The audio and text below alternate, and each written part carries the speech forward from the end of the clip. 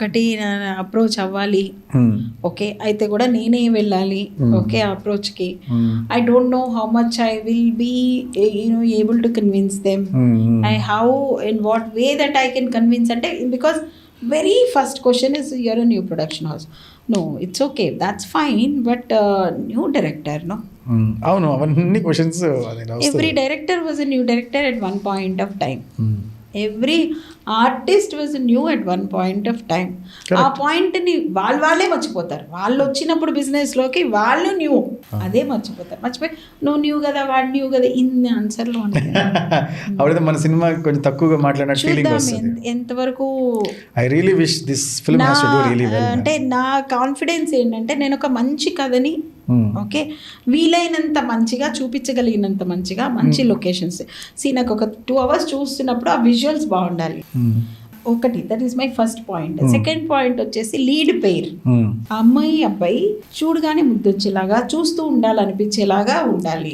అది ఉన్నది నా దాంట్లో. తర్వాత ప్యాడింగ్ ఆర్టిస్ట్ వాళ్ళందరూ కూడా legendary artist. All of them proved them cells, like Radhika ma'am, Suman గారు, తర్వాత తనికెళ్ళ భరణి గారు, హర్షవర్ధన్ గారు. వాళ్ళు ఇంకా ప్రూవ్ చేసుకోవడానికి ఏం లేదు ఇక్కడ.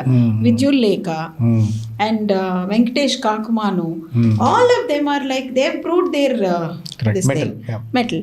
సో వాళ్ళు ఉన్నారు అంటేనే you can expect something from them కదా. ఆమని గారు, తులసి గారు, అందరూ వాళ్ళని బ్యూటిఫుల్ డైలాగ్స్ ఉన్నాయి ఇద్దరికి, తులసి గారికి ఆమని గారికి ఇద్దరికి బాగుంది. ఒకళ్ళు మనల్ని అర్థం చేసుకోవట్లేదు అని అంటే మనం అర్థమయ్యేలాగా చెప్పట్లేదు అని అర్థం. ఇంకొకటి, కలిసి బ్రతుకుదామని పెళ్లి చేసుకోకూడదు, విడిపోయి బ్రతకలేమని అనుకున్నప్పుడు పెళ్లి చేసుకో. ఎలా రాశారు అసలు, ఏం జరుగుతుంది కథలో అనేది. అలాంటివి డైలాగ్స్ కొన్ని ఉన్నాయి, ఇంకా ఉన్నాయి. ఆ ట్రైలర్లో లాస్ట్లో వచ్చే డైలాగ్, చనిపోయిన తర్వాత ఎవరైనా కీర్తిశేషులు అంటారు కానీ ఆస్తిశేషులు అంటారు అని. What a dialogue it is, my God. అది థాట్ ప్రొవోకింగ్. థియేటర్ నుంచి బయటకు వచ్చేటప్పటికి మైండ్లో ఉండే డైలాగ్స్ ఇవన్నీ అద్భుతం. సో ఓవర్ నైట్లో చూడాల్సిన ప్రేక్షకులు అందరూ గురువులు అయిపోతే నా సినిమా గురువు అంటే ఓకే, నా సినిమా థియేటర్ ఫుల్ కదా, అంతేనా? సూపర్. అంటే నా టేస్ట్ అలా ఉంది మ్యామ్. అంటే చాలా వాళ్ళు అరుదైన సినిమాలు వస్తాయి అనుకున్న వాళ్ళు బయటికి వెళ్ళి ఇంకా రావట్లేదనే ఫీలింగ్లో ఉన్నారు తప్ప రిజెక్ట్ చేసే ఫీలింగ్లో లేరు అని నా ఉద్దేశం. Correct ma'am, correct. అయినది మంచి డిష్ పెడితే అది స్టార్ హోటల్ది కాదు, స్ట్రీట్ కాదు, ఎక్కడన్నా సరే రుచిగా ఉంటే అద్భుతం. చాలా బాగా చెప్పారు. ఇప్పుడు ఒక క్వశ్చన్ ఆనెస్ట్గా చెప్పాలి మీరు, నిజాయితీగా చెప్తారా? ఇప్పటి వరకు అయితే నిజాయితీగానే చెప్తున్నాను. ఒక్కసారి ఎవరో చెప్పారు కొన్ని దాచుకోవాలి, అన్ని చెప్పాలి బయటికి. కరెక్ట్, మీరు కొన్ని దాచట్లా చెప్పేస్తున్నారు బయటికి, ఏంటో. సరే ఓకే, అదే జరిగింది. నా టీజర్ రిలీజ్ అప్పుడు అనుకుంటా, మీరు ఏంటి అన్ని మాట్లాడేస్తున్నారు ఓపెన్ గా అన్నారు ఒక జర్నలిస్ట్. అంటే నేను ఇంతే మాట్లాడతా, ఏం చేయను అన్నారు. సో అలాంటిది ఏమైనా మాట్లాడిపిస్తే ఏం చేయలేను. ఓకే ఓకే, మీరు నేర్చుకోవాలనుకున్నారు, డైరెక్ట్ చేసి రచన దర్శకత్వం చేయాలనుకున్నారు. అలాంటప్పుడు అసిస్టెంట్గా పనిచేయడం ఇష్టం లేక డబ్బు కూడా మనమే పెట్టాలి అని.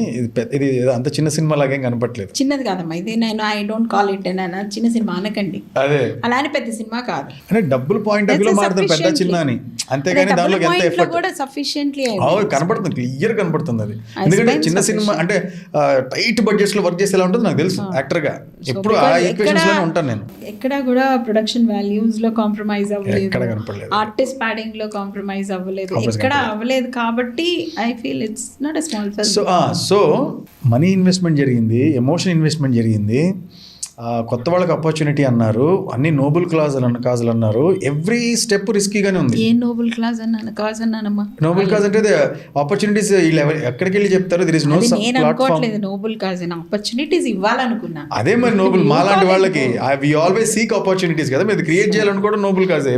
My intention was to say not to say okay I am doing a noble thing. No నేను చెప్తున్నా కదా, మీరు చెప్పట్లేదు.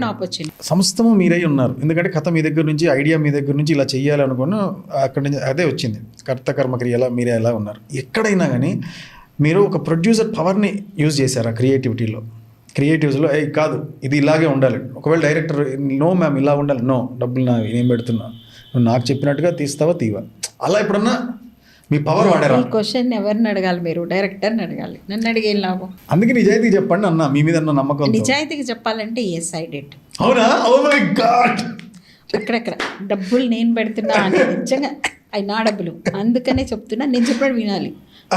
కుదరదు, నాకు అది వద్దంటే వద్దు, ఇంక అంతే, కట్ థ్రోట్ చెప్పి వాక్అవుట్.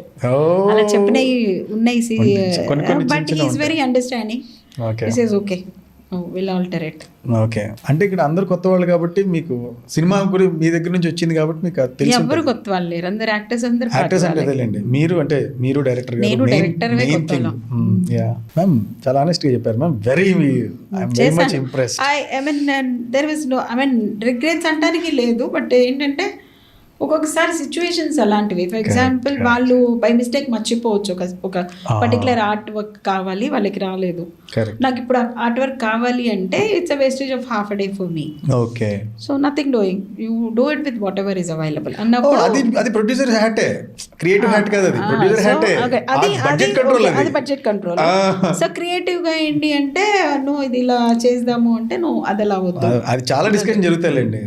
మార్తాండ్ కే వెంకటేష్ గారి గురించి మేము విన్నది ఏంటంటే, నాకు చాలా ఇష్టమైన ఎడిటర్ ఆయన, ఆయనతో పనిచేసే అవకాశం ఇంకా రాలేదు. ఆయన ముక్కుసూటి మనిషి అని, ఇది ఆడదంటే ఆడదని, ఆడుతుందంటే ఆడుతుందని, అలాగే క్లియర్ కట్గా, అంటే షుగర్ కోటింగ్ లేకుండా ముక్కుసూటిగా చెప్తారు అనేది బయట బాగా చాలామంది ఆయనతో వర్క్ చేయకుండా ఉండడానికి కూడా కారణం ఆ ముక్కుసూటితనం అని చెప్పి వింటుంటాం. సో మీరు ఎత్తుకొని ఫస్ట్ సినిమానే ఆయనతో చేశారు. సో ఆయన టేబుల్ మీద ఫస్ట్ ఆడియన్స్గా చూసినప్పుడు ఫస్ట్ ఆఫ్ ఆల్ మీకు ఆ టెన్షన్ ఉందా, ఈయన మరీ ముక్కుసూటిగా చెప్పేస్తే ఎట్లా రా ఫేస్ చేయాలి? ముక్కుసూటిగా చెప్పే వాళ్ళే కావాలి. ఆయన కూడా చాలా క్లియర్గా చాలా విషయాలు చెప్పారు. ఈజ్ ఎస్, మీరు అన్నది కరెక్టే, ఆయన ముక్కుసూటిగా అన్ని స్ట్రైట్ ఫార్వర్డ్గా మాట్లాడేస్తారు. It all depends on how we take it. ఇప్పుడు కొంతమందికి ఏంటి ఒక కన్విక్షన్ ఉంటుంది, నాకు ఇదే కావాలి అని ఉంటుంది, కానీ అక్కడ ఆయన ఇది చెల్లదు, ఇది కుదరదు అన్నప్పుడు నేను ఒకవేళ దాన్ని ఒప్పుకోకపోతే ఐఎమ్ నాట్ రిజెక్టింగ్ వాట్ ఈ సెడ్ ఈజ్ రైట్ అనేది కాదు.